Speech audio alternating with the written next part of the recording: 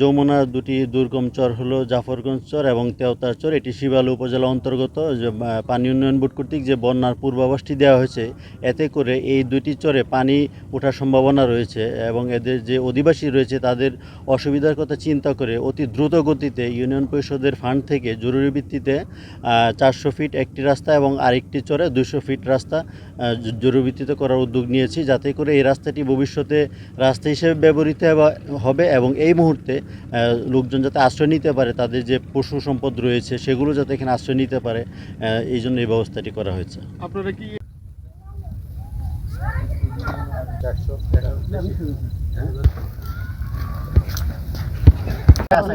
মসজিদের কাছাকাছি দিলে রাস্তা যেটা করতে